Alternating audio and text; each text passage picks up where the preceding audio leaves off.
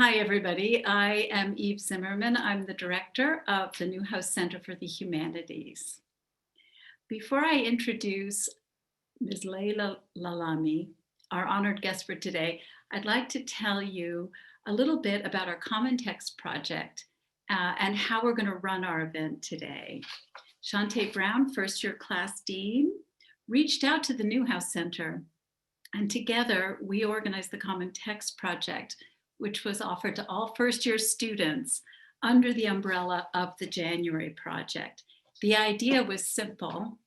In order to foster a sense of community and engage in discussion of the pressing issues of the day, we'd meet 3 times to discuss Laila Lalami's timely 2019 novel, The Other Americans. Discussions were moderated by faculty/staff and skilled upper-class student leaders. But our job was to let the first-year students do the talking, and talk they did. They discussed the novel from every angle, probing the characters' secrets, testing the fragile romance between Nora and Jeremy, and relating the novel to their own experiences. One student even analyzed the novel in quantitative terms. In the process, we came to see how thoughtful, how empathic, and how ready for action our first-year students are. Today, we will first hear from Ms. Laila Lalami, who will give a short reading and commentary. Then I will make one comment, a question, and finally, the rest of the time will be dedicated to the questions of the first-year students you see before you today. I would like to express my special thanks to a few individuals. Catherine McIntosh, head of the Alumni Association at Wellesley. I'd like to also thank a number of Wellesley alumni who signed up to read the novel and attend today. I'd like to thank Erin Kunkel, our fearless leader. The upper class student facilitators, I take my hat off to you. And of course, the intrepid first-year students who signed up to read a book on their vacation. And now I'd like to turn the podium over to first-year class dean, Shante Brown, to say hello to you. Thank you, Eve. Hello, everyone. As mentioned, my name is Shante Brown. I'm the Dean for First Year Students. I am so excited for this opportunity, this really culminating event after the January project to really hear from the author, to dig into students' thoughts and questions. I would be remiss if I did not echo the same thanks and gratitude to our many supporters, as we could not have possibly done this alone. To the Newhouse Center, your team has been absolutely wonderful in supporting this. The January Project Committee, the Provost Office, everybody has just been so on board with this idea of bringing a common reading program to Wellesley, which we haven't seen in several years. Our program is unique in that it required students to meet multiple times. If you were to look at a common reading program at a number of other institutions, students usually read the text over the summer before their first year. They get together once with a facilitator and they talk through the book, but they don't really have time to sit with it. They don't really have the time to digest it, to talk about it, to find where their own narrative lines up with that of the characters, where their own family's histories meet that is written in the book. And I am so incredibly proud of every single first year student who has kind of dug deep and really maybe found themselves or found a voice or found an opportunity to connect with a faculty or staff member, to connect with a student leader. Again, I would be remiss to not thank our student leaders. While I, sent a number of emails to get volunteers, you did not hesitate to sign up and to say that you would dedicate this amount of time during your own winter break to supporting our first year students with the ultimate goal of continuing this connection to our beautiful campus, to Wellesley, even while the majority of us are away from campus. And so with that, thank you all so much. I am really excited for this opportunity, and I'm going to turn it back over to Eve. Thank you, Shantae. Thank you. Finally, I'd like to introduce Leila Lalami to you. When it comes to her fiction, the words breadth and razor sharp focus come to mind simultaneously. Lalami is author of Hope and Other Dangerous Pursuits, a short story collection, as well as the novels Secret Sun, 2009, and The Moor's Account, 2014, which was nominated for both a Pulitzer Prize and a Man Booker Prize. Our novel for today, The Other Americans, 2019, was soon followed by an essay collection, The Conditional Americans, which is just off the presses. Lalami excels in writing fiction with a wide historical sweep, narrated from the perspective of the marginalized and oppressed, whether it's the enslaved Moroccan interpreter and guide Estebanico on Cabeza de Vaca's 1547 expedition, or the talented Nora, the daughter of Moroccan immigrants, who is trying to find her place in the elite sphere of music composition today. Lalami illustrates how fiction can enlarge our horizons and shift our frames of reference, often in delightful and surprising ways. It is my sincere pleasure to introduce her to you today. Thank you. Thank you so much for that lovely introduction. And let me just switch this here. It really is such a pleasure to talk to Wellesley students. I was thinking earlier today about the last time I was on your campus. It was in, I think it was 2005 or 2006. I had just one book out and I was invited to the campus for a symposium on African literature. And I had a wonderful time and met with so many bright students. And it was just a wonderful experience all around. I wish I could be there with you today in person, but we'll try and make it interesting via Zoom. By far, the most common question when I talk about my books, the most common question I receive is, what inspired you to write it? And with The Other Americans, the idea really came about in the spring of 2014. I had just turned in the copy edits of The Moor's Account to my publisher. The Moor's Account is about an enslaved man from Morocco who essentially transforms from a castaway in Florida into an explorer, an intrepid explorer, and eventually a sort of like shamanic leader. And so the book basically explores themes of identity and transformation, particularly as they relate to the New World. And I wanted to explore this theme of transformation, but in a different canvas. And I had spent 5 years on this historical novel. And frankly, I was really eager to return to the contemporary and to work on the here and the now.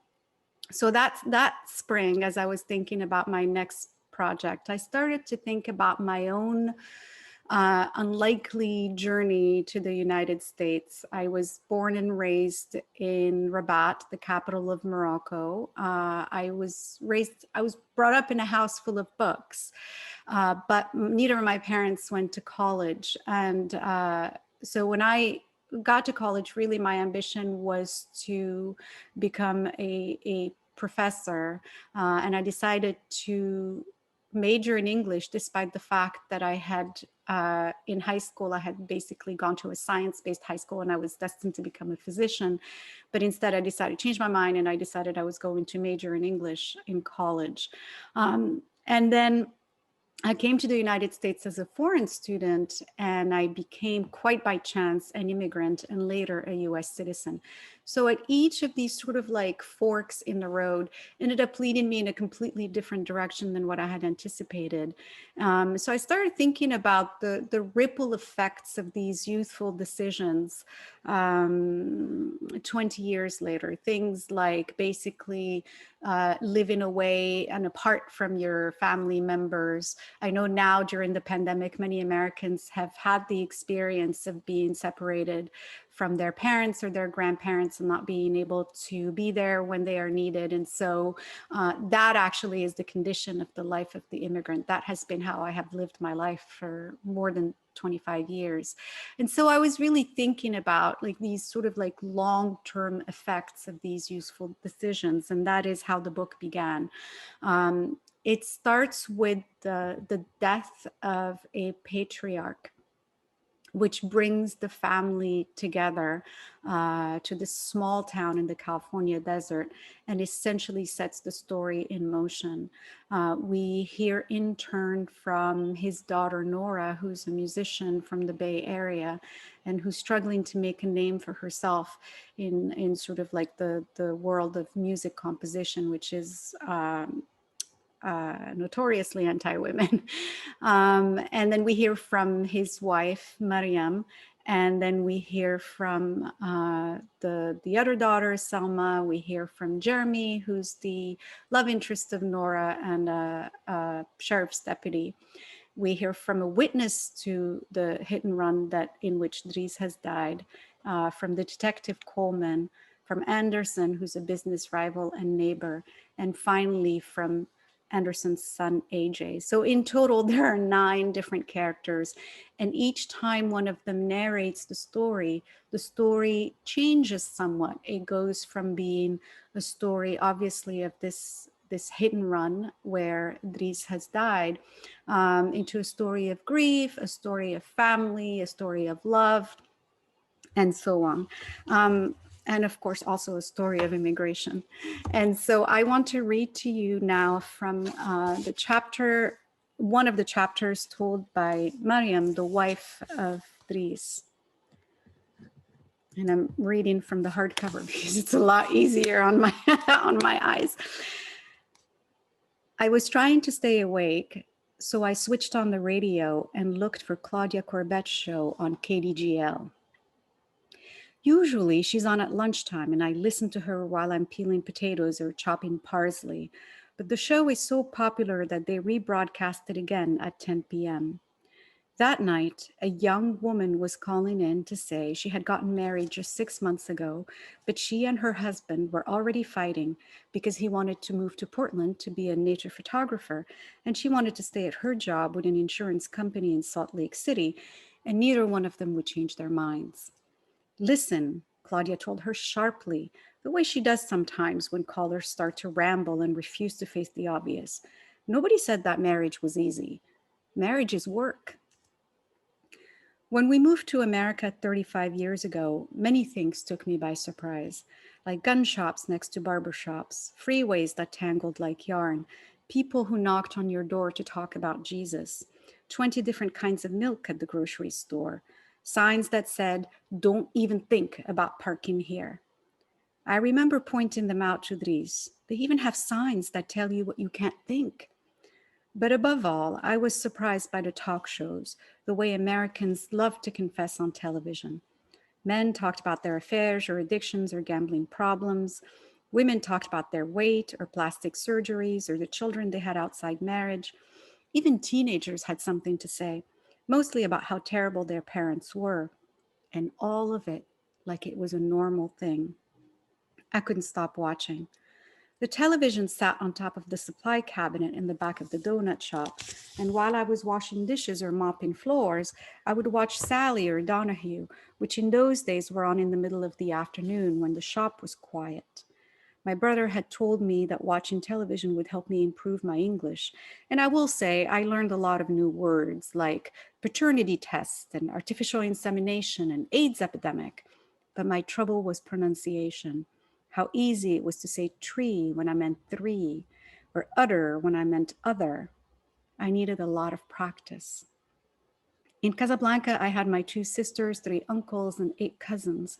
But here in California, my brother was the only family I had, and he lived 130 miles away.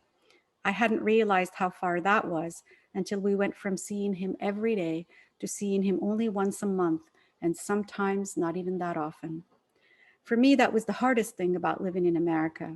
Being so far away, it was like being orphaned. One day we went to the Stater Brothers on the 62. We had been living in the Mojave for about 9 months by then, but this was our first winter here and we weren't used to the cold. So I bundled up Selma in a green wool coat that I bought for her at the Goodwill before we went to the store. She sat in the shopping cart, which was another thing that was new to me in America, but I let her. She liked the feeling of rolling around the store in the cart, and I didn't see the harm in it. Looking through the coupons we'd clipped from the newspaper, I found a discount we could apply to a can of Hunt's diced tomatoes, but I couldn't see the brand anywhere on the shelf. I'm sure they have it, Dries said. He was like that. He always had faith, even about silly little things. So while he looked for the can, I waited, shivering in my denim jacket. Then a woman pushed her cart past us, and in her wake, I caught the scent of rose water. Instantly, I was back in Casablanca with my sisters, putting our hair in rollers and trying on different colors of lipstick, looking at our reflections in the dresser mirror where a picture of Shadia was tucked into the frame, her hair in an elaborate bouffant we were trying to replicate. The radio was on. We were waiting for the DJ to play the Bee Gees. Our friends were coming by later to watch an Egyptian movie starring Rushdie Ababa. I don't know why I did this, but I followed the woman down the aisle and along the refrigerated section where she got milk and butter and eggs and juice, enough for a big family, and then to the corner display where she picked out one of the new ET lunch boxes with the alien and the little boy touching fingers and the light glowing between them. The woman had long brown hair, almost the same shade as mine, only she wore hers parted down the middle. And I remember that her coat had those huge shoulder pads which were becoming popular. She went into a new aisle, and I watched as she tried to choose a brand of baking flour from the dozens that sat on the shelf. "Hello," I said. The woman turned around, her eyebrows lifting, her lips stretching into a tentative smile. "My name is Mariam," I wanted to tell her. "What is yours? Do you live nearby? What do you do? Do you have children?"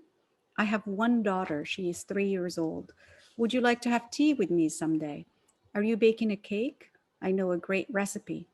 You shouldn't use star flour, though. It's not good for cakes."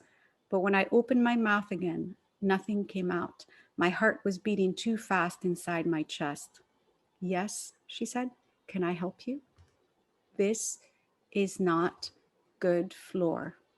"What?"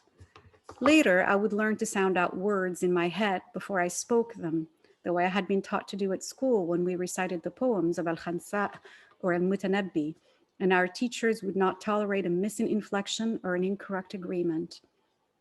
But that day, all I felt was the betrayal of a foreign tongue. "This," I said, "is not good floor." She looked at the ground. "I don't understand. Too thick." "Lady, I have no idea what you're trying to say."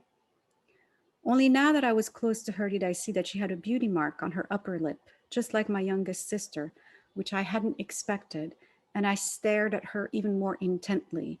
But I had already mangled what I'd tried to say, and I was afraid to make it worse, so I pointed to the flower, and I rubbed my belly and smiled in a way I hoped made my meaning clear. She shook her head and laughed, displaying crooked teeth yellowed by coffee, then put a box of instant baking mix in her cart and walked off. Standing next to the canisters of frosting, I started crying. That's where Dries found me later, crying next to the frosting. "What's wrong?" he asked, taking my hand. I didn't know how to explain to him that nothing was wrong, and yet everything was wrong.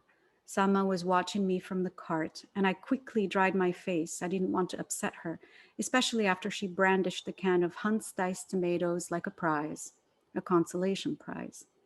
"Where's the coupon?" Dries asked me. I didn't have it. I had dropped it somewhere along the way when I'd followed the woman from aisle to aisle, so I retraced my steps, but I couldn't find the little envelope where we saved all our coupons. It had taken us weeks to clip that many, and now Dries was annoyed because we would have to pay more for our groceries, and he bickered with me about it while we waited in the checkout line. We had to be extremely careful with money back then because we had just started our business. We worked hard in those early years. We worked very hard. And maybe we should have worked on our marriage too, like Claudia Corbett said. Listening to her that night in the car, I was thinking that we should try again, stop arguing about everything, learn to forgive ourselves and especially each other for our mistakes. But when I walked in, Dries wasn't home. Usually he was in his lounge chair doing his crossword puzzles. That was how he improved his English. But he was obsessed with finding all the answers and hardly ever looked up when I walked past him on my way to the kitchen. But as I said, that night the chair was empty and he didn't pick up the phone when I called him. So I called Salma instead. It was 9:40. I remember the time because I was looking at the clock on the microwave while I talked to her, and she told me not to worry. Maybe he was having car trouble or his cell phone was turned off. An hour later, the police came. And I shall stop right there. And I'm really happy to answer any questions that you have. I wonder, I will just start with a kind of comment question and then we'll move to the students. And I had to be very careful because they have asked so many interesting and quite detailed questions. And so my question is I'm not allowed to cover any of the same territory. But I noticed on the copyright page that your novel is referred to as suspense fiction, which is a category I've never really heard of. But be that as it may, I was thinking of the novel as as a sort of mystery novel or detective novel that we want to know who did the crime. And once we know who did the crime, moral order will be restored to the world. But then I began to wonder, what is the crime that is committed? And I wanted to ask you, is it the hit and run? Is it the murder of an innocent woman in Iraq?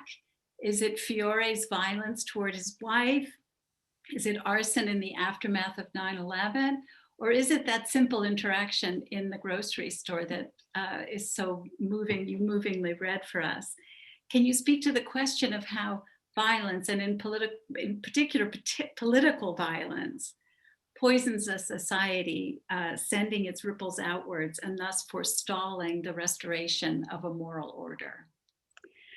Wow, that is a wonderful comment. I think initially the summer that I started to work on the book, it was the summer of 2014. And the idea that I had was really rather simple. It was to have an event that forces a sort of a family whose members have been alienated one from the other to be brought together again. And in choosing to make the father's death a mystery, it basically kept me interested and it kept the plot kind of moving forward.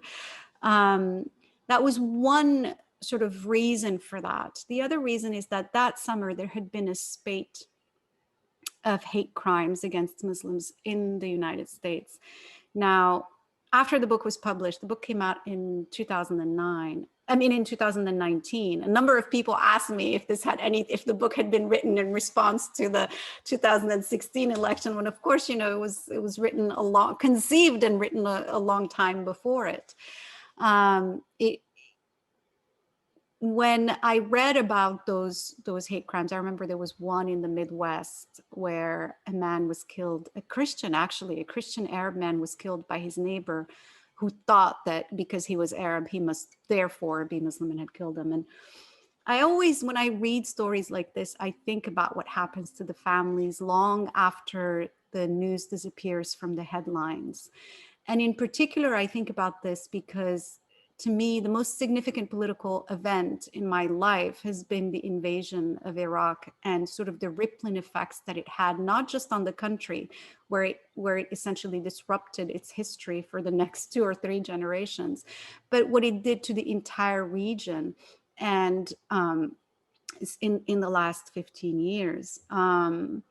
So I spent a lot of time thinking about the ripple effects of those violent crimes. And I think as I was working on the book, while the sort of the hit and run served both a thematic and a plot purpose, it on a grander level, I was really interested in how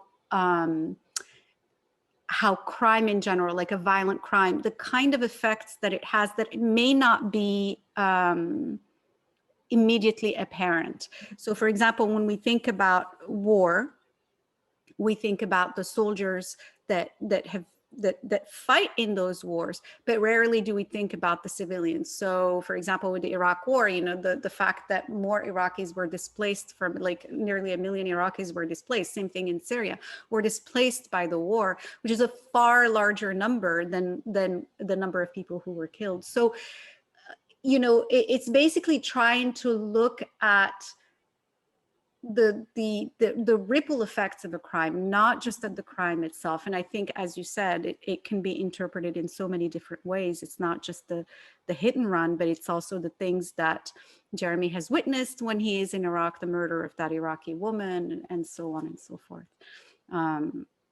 Violence against women, which is something that Fierro engages in.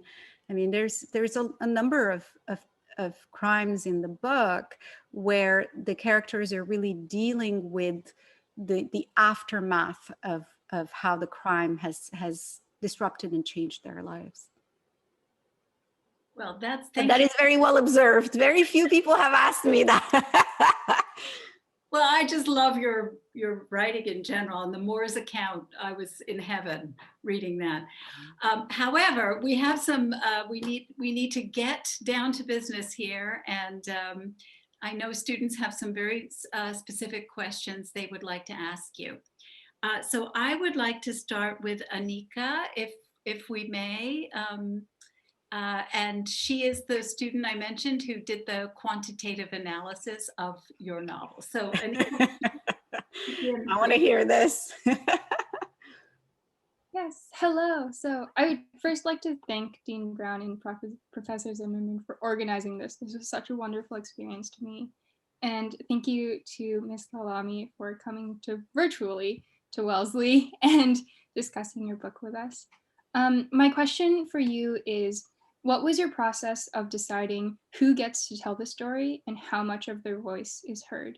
And more specifically, is there a reason you chose to give so few chapters to Anderson and AJ? They both each had only 3 chapters, especially in light of how in our society, the people in power, most commonly white men, dominate the narrative while other groups of people are less often heard. Thank you. Very nicely observed.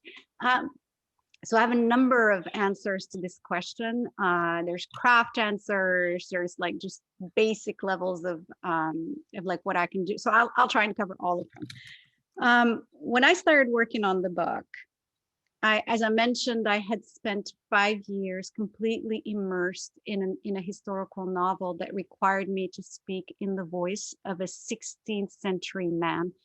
And I was dying for something different. I wanted, just to do something different. So I thought, I'm going to write this book in the 3rd person. So that was one draft where I wrote the book from 3 characters. It follows 3 characters, but it was in the 3rd person. Wasn't quite working. I did another draft, wasn't happy with it, switched back to the 1st person. In deciding who to sort of let speak in the book, I started with Nora, Jeremy, and Coleman, the detective. And the idea was that I thought at the time that those were the only perspectives I needed in order to serve the story, the larger themes of the story. It was a story of this hit and run that brings together the family. So there's obviously a detective element. So I needed a detective to be there to kind of investigate the crime.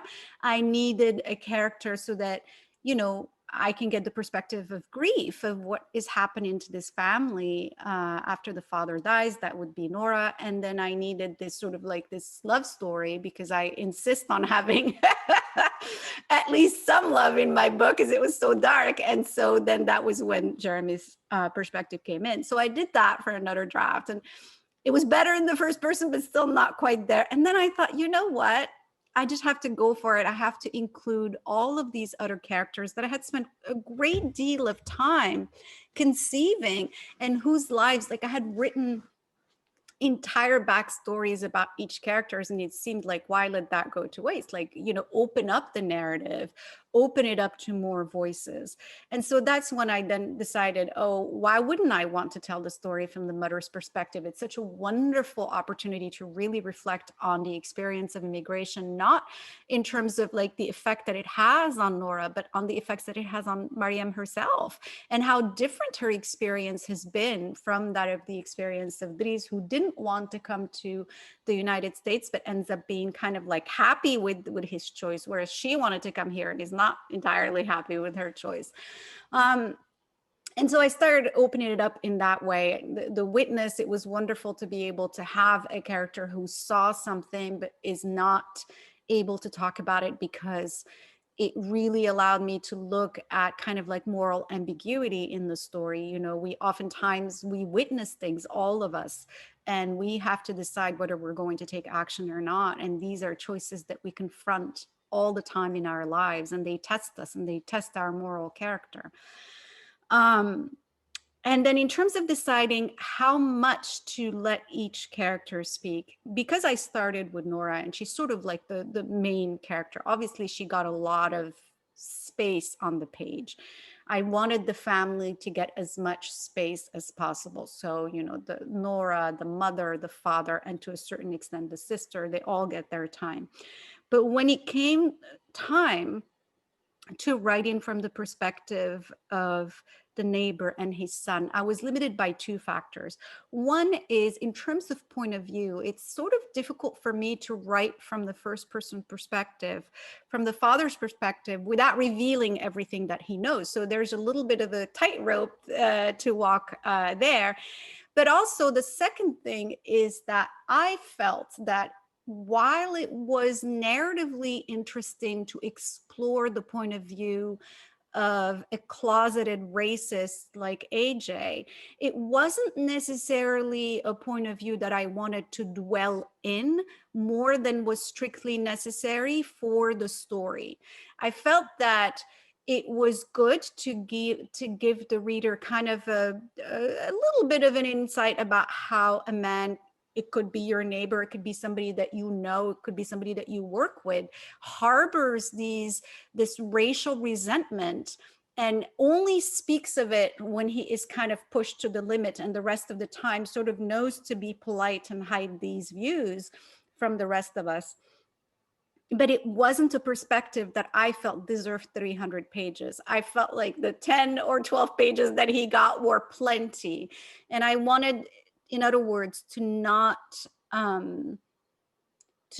use my narrative to enact a kind of trauma on the reader that was not needed. Like I don't need to read 300 pages from the perspective of this guy. I only need enough to kind of understand what's going on with the story and the stakes of it, if that makes any sense. And I wanted to give people a glimpse of the monstrous that even people who we may encounter in our daily lives sort of harbor, but without spending all of my creative energy into kind of like staying in that monster's mind. Great. Leila, since you mentioned love earlier, I think it's maybe Victoria would like to ask her question. Yeah, for sure. So I just wanted to reiterate everything Anika said. A big thank you to everyone who's helped to organize this. So my question is, throughout the novel, I became really invested in Jeremy and Nora's story. And so at the end of the novel, I was wondering if they decide to stay together, and if so, why you chose to have them stay together despite all their differences. Um, it's interesting because when I got to the end of the book, I've had people ask me, do they actually end up together? And I'm like, I thought it was pretty clear, but maybe it isn't to all readers. They do, as you say, they do end up together. The reason that I didn't want them to not end up together is that, listen, this is a story where the father dies, and there's, all this stuff about like moral injury from the Iraq war, and there's like this sort of like sadness about like the grief that the mother has, where she's tried all of her life to keep her family together. That's the one thing that she's wanted and has not been able to accomplish. And I felt that breaking them up was just, it felt unnecessarily cruel. Like, I think that there was enough cruelty in the book without my adding to it. So I felt, and the reason that it's kind of like downplayed a little bit at the end is that, to me, the more important relationship that is kind of repaired at the end of the book is the relationship between the daughter and the mother, because the mother really has moved to the United States because she wanted to keep her family together. She didn't want her husband to go to prison, and the way he was engaging with politics, he surely would have ended up in prison, and she would have been left alone to raise her daughter, and she didn't want that. So she chose immigration as the solution to that, to try and keep her family together. And I wanted at the very end, at least, if we could get that sense that repairing that relationship is possible. That seemed to me to be more important even than, so I let Nora have her love interest, but really what I was more interested in is for her to have the relationship with her mother be repaired. This is a book that really looks at family alienation. Families are complicated. They're the people who are closest to us. And these relationships are never, ever, ever easy. Sometimes they're the people who are the most cruel to us come from our families. And sometimes they're the people who are the kindest to us. Who do you call when you're in trouble? You call your family. So, when families are alienated, and dysfunctional in that way, it can just be so difficult, in your life, because that's the one thing. Like, if you have friends, you can walk away from friendships that don't work, but with family, it's a lot more complicated than that. So to me, this is a book that really explores family alienation, and the ending where the mother and the daughter are kind of trying to repair their relationship. To me, that was very important to end on that. We talked a lot in our group about empathy and how this changed our reading of the book. And where I would like to now call on Alana, please. She has a kind of two-part comment question. Alana. Thank you, Professor Zimmerman. And yes, my question is kind of two parts. So first, I would like to ask, could you explain the rationale behind the time gap at the end of the book? Specifically, the jump from discovering AJ's crime to a pregnant Nora awaiting his conviction, like years later. Because as a reader, I was deeply invested in these characters. And I felt like I was kind of torn away from their lives through that time gap.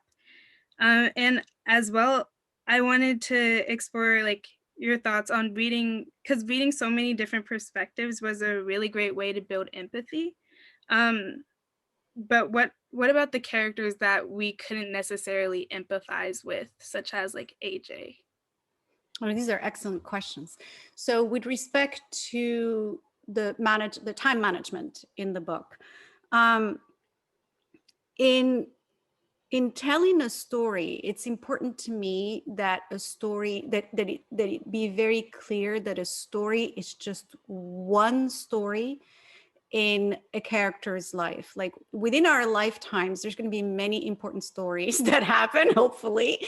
And then this book happens to be the story of how this man's death in the hit and run impacts not just his family, but his entire community, the impact that this one death has on a community.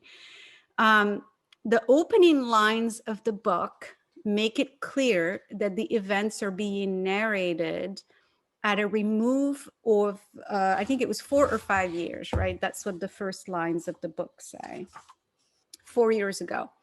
And in choosing to make the events something that happened 4 years ago, from a narrative perspective, what it does is it allows characters to have a little bit of wisdom about, because it's been 4 years, they've had a chance to sort of process these events and to narrate them, having the benefit of time to interpret them and narrate them.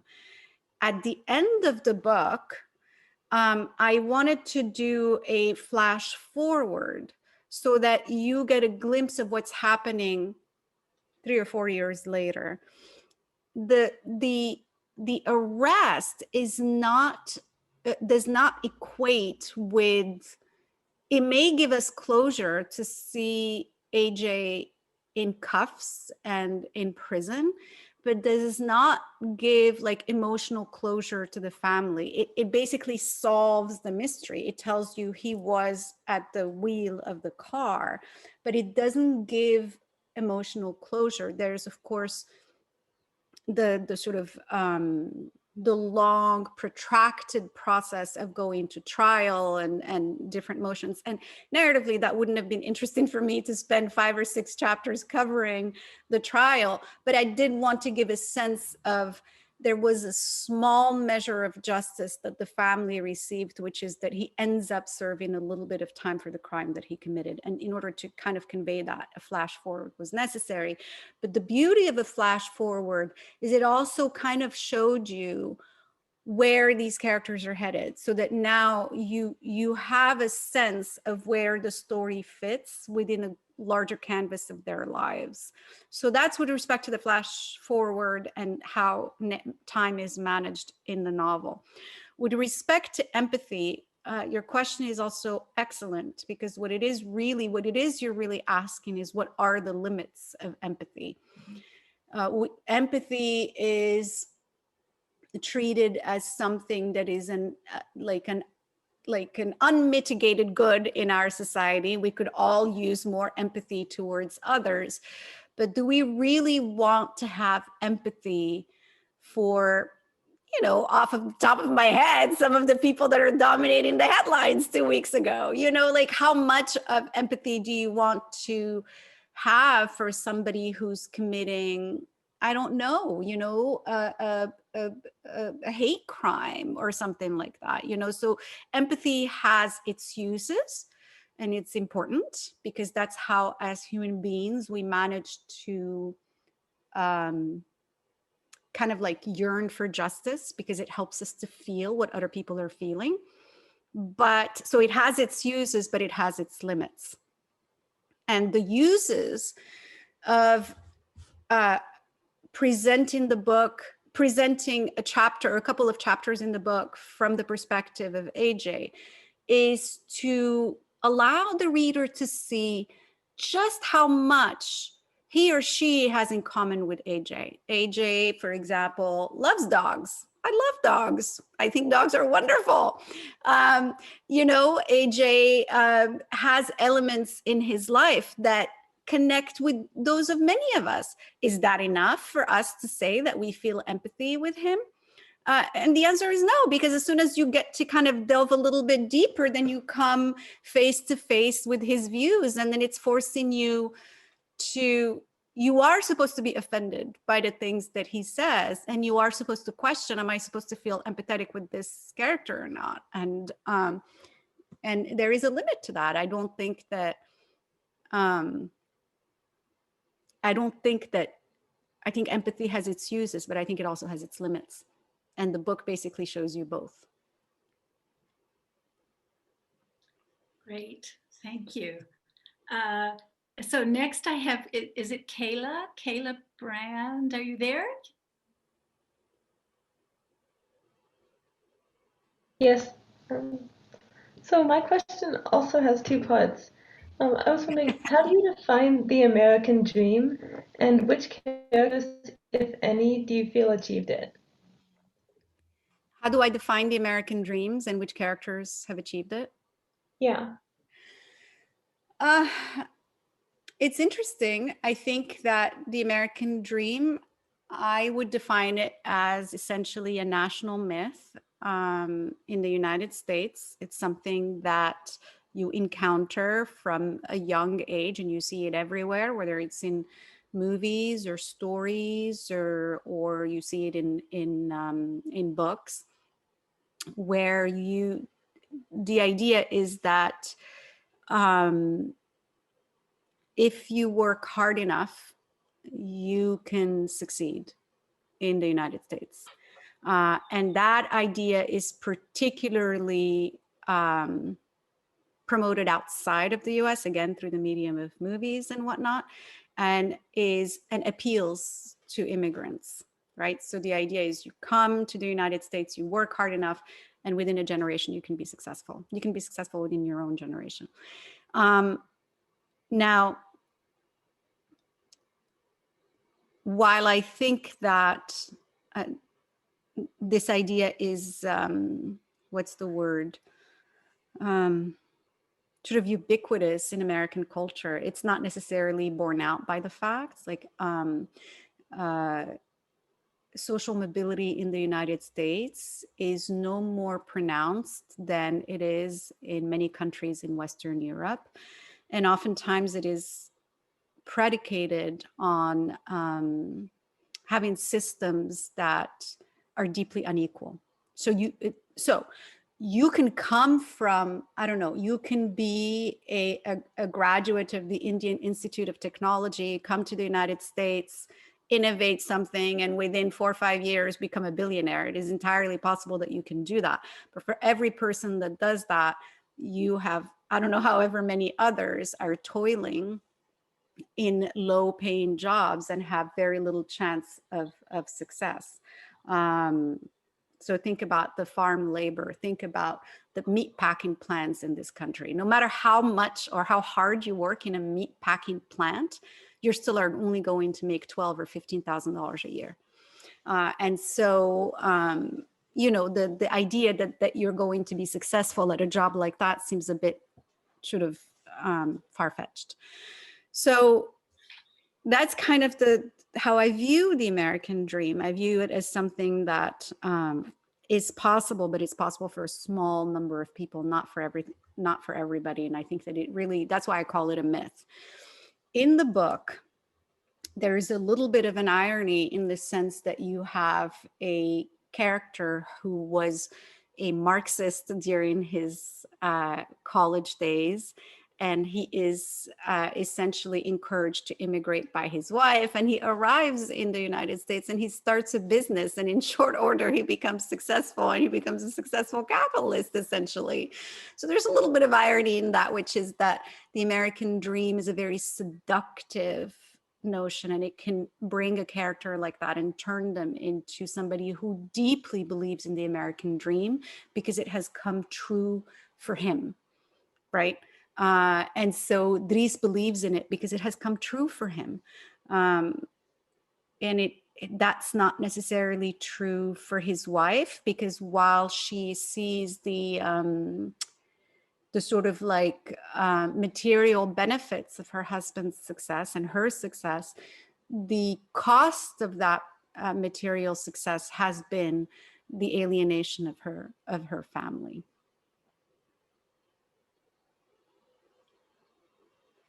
Just to give you just a couple of numbers, and I'm just going to say one thing. 1 in 20 workers in the United States is undocumented, according to the National Geographic, October 2020. 643,000, there are 643,000 young people who hold DACA status in the US. And I could go on. Yeah.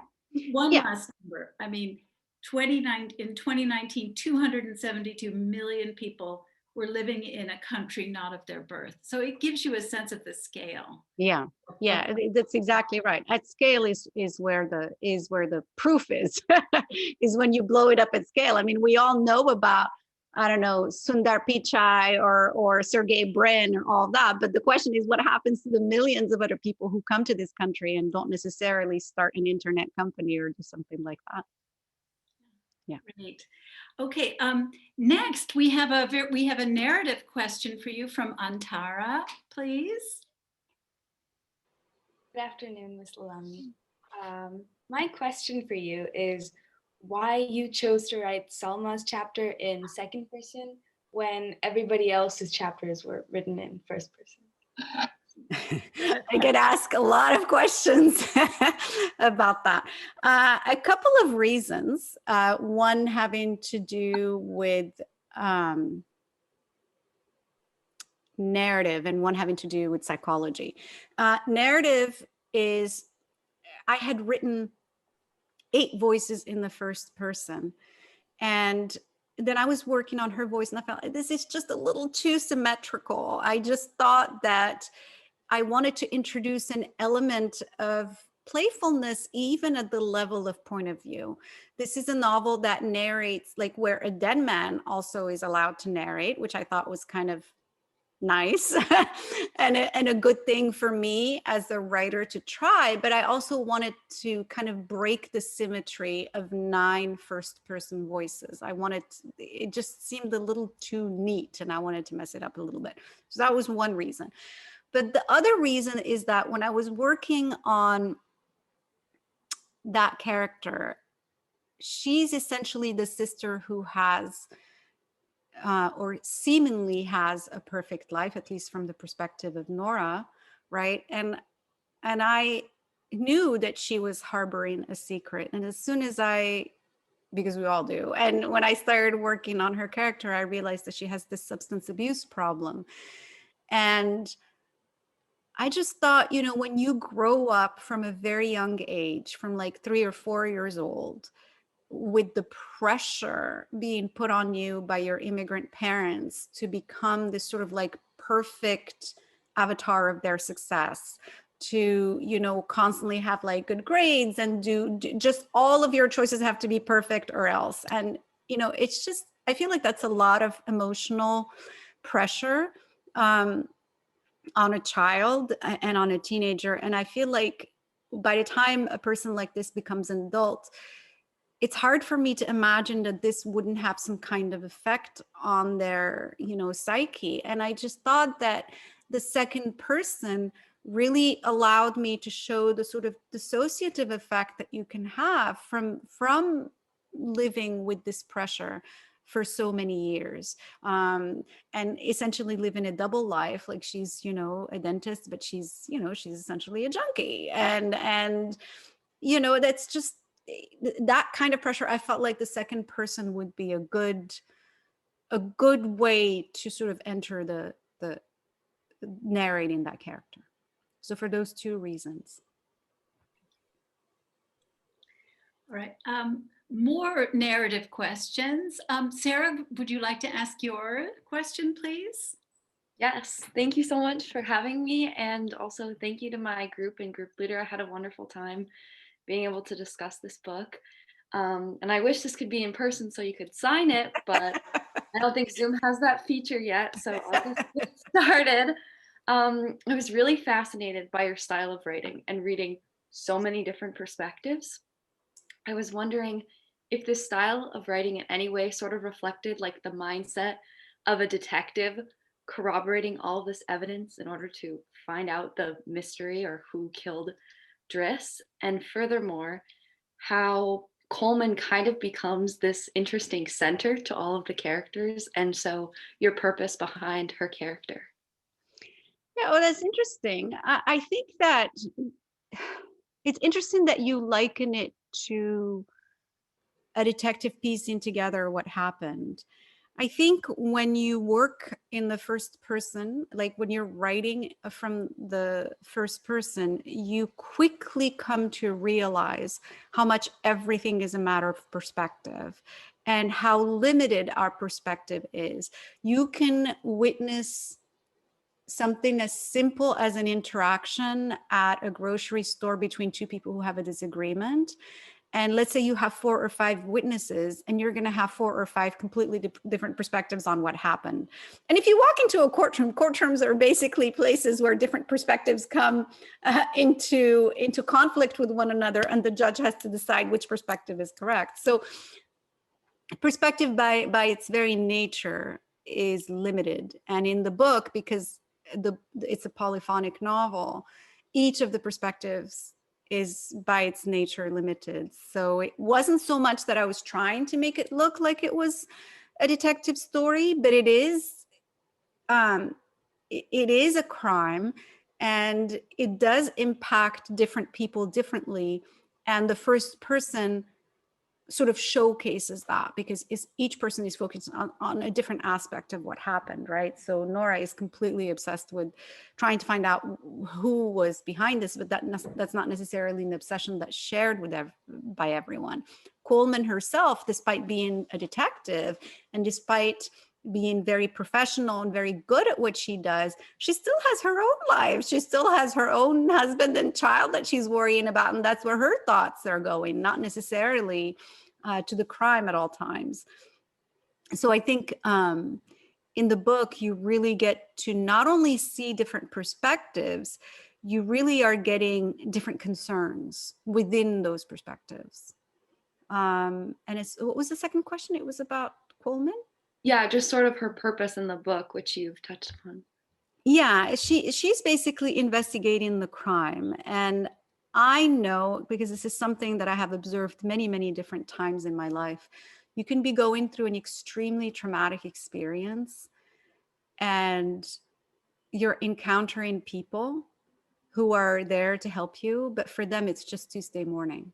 It's like, let's say you have, God forbid, that you have like a surgery or, something that is really, extremely, it could be a matter of life or death for you.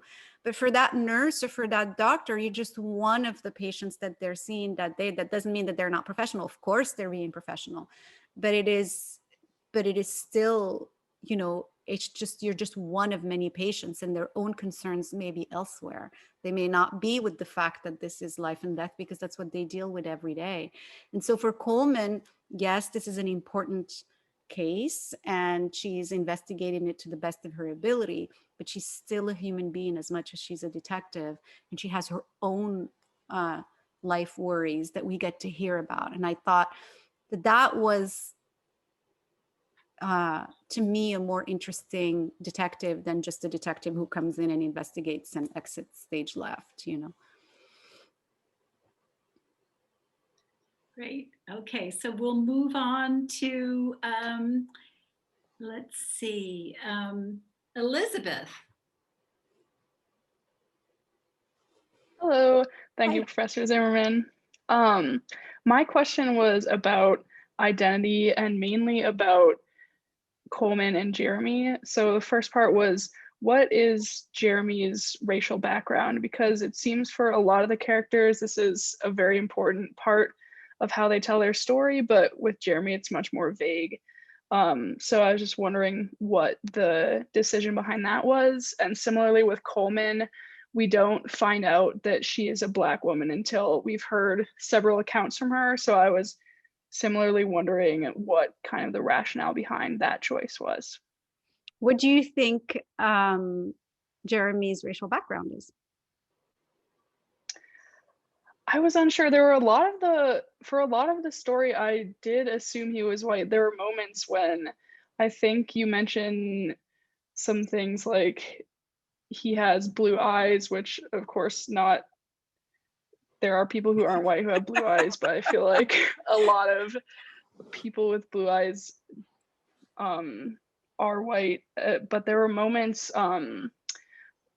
there's one moment when he reflects on an interaction he had in high school with a girl who was, I think he was being bullied by a boy, and then this other girl comes up and like throws all these slurs at the guy who was mistreating him, and he didn't say anything. And there was something in there where it suggested, like, he said something along the lines of, she didn't know we were more similar than, she didn't know that we were more similar than anyone thought, which Right. made me think otherwise. Right. So one of the things I did extremely consciously in the book is to not bring up anybody's racial background unless it was relevant to the scene or to the moment. And what it does is it's actually asking you as a reader to question why you might assume that Coleman is of white or black, or like, you know, it's why is it that she is assumed to be white up until the moment when we discover that she's black? You know, I mean, there's plenty of little clues there, even the name, that kind of hint that she is. And with Jeremy, the same thing. It's really asking you to question assumptions about whiteness. Jeremy is, his father, obviously from his last name, you see that he has a Polish last name. But then in that scene, and also earlier when you find out about how his mother had died, there's all these clues about how she's Mexican, because you find out that, you know, that his mother's family's from El Monte. She was traveling to, I forget, somewhere in northern Mexico to help a cousin. And she was, you know, like there's all these like little clues, but it doesn't come out and say it, except in the scene where the flashback where Jeremy is being bullied. And that's when and the person who comes to his defense is this horribly racist girl.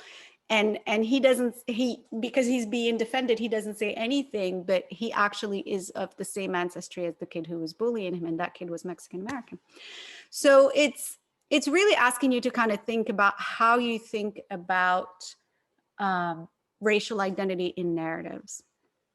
And why is it that certain races must be named and others are assumed within the narrative? Like, you know, we want to, I think, now to sort of complicate, because this country is, as James Baldwin famously put it, I think he said this in 1953, this America is white no longer and will never be white again. America was never a white country. It was always a diverse country. It's just that the narratives were mostly, the sort of published narratives were mostly published and written and edited by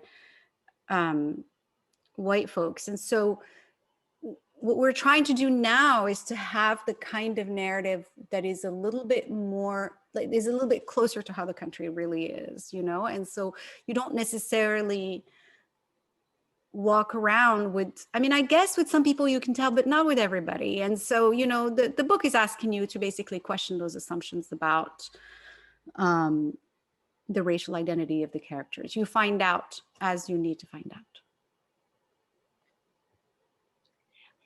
Last but not least, Pauline, who I think is it's quite late at night for you, Pauline, am I right? Yeah, it's just really dark in here also. Oh. Thank you for this incredible opportunity to meet with you. So my question to you is that all of your characters are so realistic and alive, but unique. And so how are you able to create these vivid yet very different characters from such different backgrounds? And any inspiration from people in your near environment? I hope not. I mean, I wouldn't want to meet an AJ in real life. Well, thank you so much, first of all, for saying this, because I was spending this morning, I did my sort of like writing session before this, and I have to tell you, you know, facing the blank page is just not the most pleasant experience every day. And I would say the answer to your question is that it is a process. It's not like each of these characters comes fully formed in my head and lands on the page fully formed. Initially, they're more like stick figures. It's just very broad, like characterization. And as time goes by, I keep adding more and more detail. I have found that the more precise I can be about a character, the more alive they come. And I try to do this through a variety of, characterization techniques, not just, how a person looks or what their jobs are, but how they sound and how they act. And especially I have found their history. I find that all of us are the sum of our past experiences, meaning that we act and we behave in the way that we behave because of what we've experienced, how we've been raised, the people we've been around, the background we come from, all of these things, the culture, the language, the country, all of this kind of goes into this big like soup from which we emerge. And so the more you can be precise about that, the more the character is going to come alive. So for example, my character, I wanted her to be an artist. And initially I thought, well, I'll just make her a writer because I'm a writer. But then I realized that if I did that, then everything in the book where it's like the affair and like everything that's going on, everybody's going to be like, okay, well, who is this? Is this person somebody I know? Is this person based on the writer? And I honestly, I get asked so often how much of my work is based on my real life. I didn't even want to deal with it. So I decided to make her an artist in a completely different genre. And so that's how I decided for her to be a musician. And what I ended up doing is just sort of researching what a young composer, what kinds of things would this person be working on? What kind of competitions would she be entering? What kind of festivals would she be going to? What kind of interactions would she be doing? And I used all kinds of little things to kind of find my way out of it. So for example, I was at a writing retreat in upstate New York, and it's a writing retreat that has writers, musicians, visual artists. And so I had access to a number of composers. And so I would look up their CVs and find out what fellowships they applied for and take notes. So there's just a lot of looking for the detail that is revealing and unique and concrete. So that's just one example having to do with occupation. But it could be something like with the sheriff's deputy, I know nothing about police work. So I signed up and anybody can do this, by the way. I signed up for a ride along. You're entitled as a citizen to go on a ride along. You just go to the public affairs office at the local precinct and you sign up, and they assign you to somebody that has to take you around all day during a shift. And San Bernardino County ends up being like the largest county in the United States. So the sheriff's deputies, they cover a lot of mileage during the day. It's a 12-hour shift. And I showed up, I remember, with my little sun hat, looking like a middle-aged lady that I am. And the watch commander, they were sitting there bantering, and I'm, listening and taking notes and noticing the kind of jokes they're making with one another. And then I got into the car with the sheriff's deputy with the rifles and everything, and we just drove around for 12 hours and answered all kinds of calls, one of which involved him having to call for backup and whip out his weapon. And we had to take a felon in the backseat. I mean, it was, and I took notes during all of that. So research really has always stood me in good stead.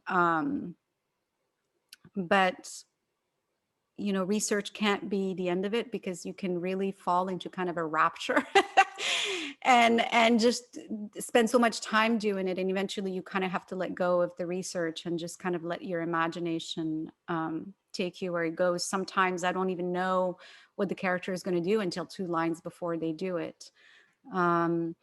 Another entry point for me with character is language. What is the language that they were raised in? What kind of code switching they had to do as a child? And do they speak very formally?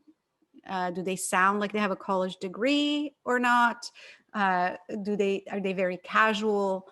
How do they speak about other people? Like basically trying to modulate the voice with different characters and having it sound a little bit different. So for the mother, because she's not a native speaker of English, I sort of based her voice and her kind of like run-on sentences on a cousin of mine who speaks like that. I tend to speak like that myself, with like these long run-on sentences that sort of mirror the syntax of Arabic. And so with that character, that was the entry point. So you kind of try and come at the problem and from different points of view, and then you start out with that stick figure, and through drafting and revising, and the sort of 4 or 5 years that you spend on the book, you end up with, like, hopefully sort of a colorful and a very full portrait of the character. Leila, we've gotten 15 questions from our other audience members, and I wonder, could I just give you a couple quick Of course. ones? Okay. I'll try to give quick answers. Well, there's one that I was going to ask you myself, and that is, this is from Grace Alba. And she says, I appreciated your use of the southeastern desert of California as the main setting of this book. Can you talk a bit about the symbolism of place in The Other Americans? Oh yeah, that's a great question. I wanted to ask you. Yeah, no, it's a great question. Landscape was never something that I spent a ton of time thinking about up until I wrote The Moor's Account, which is a novel of exploration. So landscape was going to be central to it. And I was so stressed out about how to create landscape from the 16th century, because what we see around us the world wasn't necessarily like this 400 years ago or 500 years ago. There's a lot of changes in the flora and the fauna. And so it was a lot of work to create the landscape that is authentic for that book. But that process taught me a lot about how to observe the natural world and to really take note of, like, the plants, what's native and what's exotic, and the same thing with the animals. And so with this book, I wanted to set the story in a small town because it's a hit and run. And if you set it in, I'm here in Santa Monica, you can't really do something like that without hitting a surveillance camera somewhere. So it was going to be solved in 2 hours. So I needed it to be a little bit in a remote area. And my husband and I have been going to the desert around Joshua Tree for the last maybe 10 years. We would go and camp there and hike there. And I really fell in love with the desert, which came as a surprise because I always thought of myself as a big city girl. But the high desert really has a charm to it and a sort of peace and silence that really attracted me. And so every time we would go, I would pay attention to what the desert was telling me. And the desert, I discovered, was really full of life. And so, it was really a joy to write about it in this book.